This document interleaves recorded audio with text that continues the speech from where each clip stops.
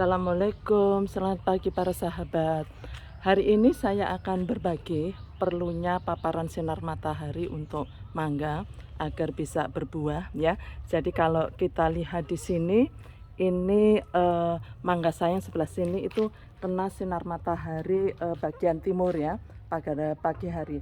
Tapi yang sebelah sini, nah ini gelap, tidak terpapar begitu. Nah, kita upayakan bagaimana caranya supaya semaksimal mungkin paparan sinar matahari itu bisa mengenai seluruh pohon, ranting-ranting atau dahan-dahan pada mangga kita ya.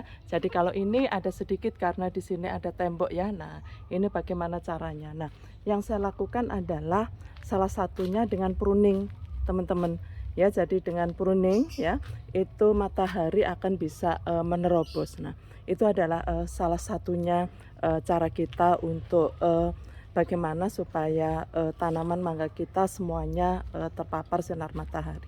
Jadi untuk pruning yang saya lakukan, biasanya yang saya lakukan paling mudah yaitu bagian bawah seperti ini ya, yang bisa saya jangkau ya. Nah, bagian bawah yang bisa saya jangkau pakai tangan. Jadi kalau yang di atas-atas sana susah dan lama ya, karena saya harus menggunakan gunting yang dengan tangkai yang panjang itu kan butuh waktu yang panjang begitu. Sehingga saya pilih para sahabat yang bisa saya gunakan pakai tangan itu yang saya dahulukan, dan saya membuka ini ya, membuka sinar matahari agar masuk kepada ranting atau dahan yang tadinya kalau tidak kita pruning itu susah sekali masuknya. Jadi seperti ini. Nah, ini ya. Jadi akhirnya tembus ke sini, yang tadinya ini kan sampai di sini nih daunnya. Tuh panjang sampai di sini. Nah, sampai di sini ya. Begitu kita pruning ya. Nah, ini bisa masuk sampai dengan di sini. Ya. Nah, itu ya kelihatan ya para sahabat, ini apa, sinar mataharinya bisa masuk ya. Nah, yang atas-atas belum saya pruning karena saya butuh waktu, tapi biasanya yang saya lakukan adalah yang bawah-bawah. Contoh seperti ini, mangga sama ya, mangga Irwin ya. Nah, ini supaya bisa nembus. Nah, ini bisa saya tekuk ya. Jadi saya bisa jangkau pakai tangan. Ini juga saya dahulukan untuk saya pruning ya. Nah, sehingga sinar matahari itu bisa masuk ke sini para sahabat. Nah, ini ya, jadi saya ambil pinggirnya dulu. Nah, tuh ya. Jadi kelihatan ya. Jadi bayangkan kalau ini belum kita pruning ya. Jadi daunnya sampai dari sini sampai ke atas sana. Pasti tidak bisa kita pruning. Maksud saya tidak bisa kalau tidak di pruning nanti sinar matahari juga tidak masuk. Nah, juga dengan ini yang ranting-ranting, daun ranting-ranting yang di bawah juga sudah saya lakukan. Saya ingin menembuskan sinar matahari di sini. Nah, ini sudah agak tinggi yang saya lakukan para sahabat. Ya, jadi ini karena ini saya pruning ya, jadi sinar mataharinya sudah bisa masuk di sini. Jadi memang salah satu tujuan dari pruning ini adalah supaya sinar matahari dapat menyinari seluruh bagian daripada pohon mangga. Nah, ini bedanya, ini yang belum saya pruning ya para sahabat tuh ya, masih gelap ini. Ya, jadi nanti kalau di sana pruning, nanti matahari bisa langsung ke sana, dan itu pun juga harus saya pruning begitu ya. Itu yang pertama ya, manfaat dari pruning.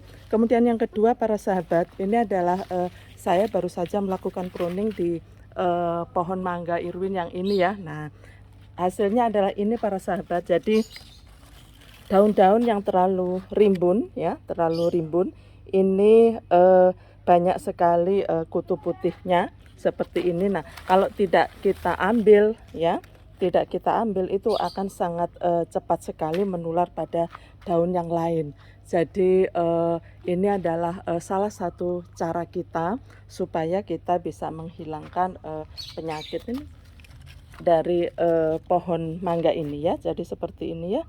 Tuh ya. Jadi ini kita ambil secara manual ya para sahabat.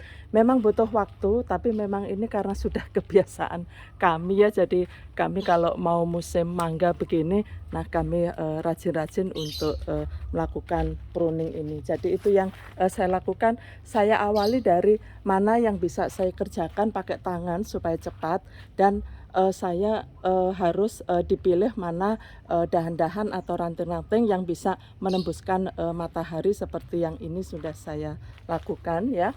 Jadi ini saya pruning ya, tadinya rimbun ya, ini saya pruning, akhirnya sinar matahari bisa sampai menembus di sana ya para sahabat. Ini belum saya pruning, ini harus saya pruning nantinya ya. Saya sudah memberitahu perbandingannya ya. Jadi ini terus kemudian apa saja yang di pruning? Ini bisa daun yang tua, sebagian daun yang tua. Kemudian daun muda itu juga kadang-kadang saya pruning jika ada masalah dalam hal ini itu ada ini ya, ada penyakitnya begitu ya. Jadi seperti ini para sahabat. Nah, ini tuh ya.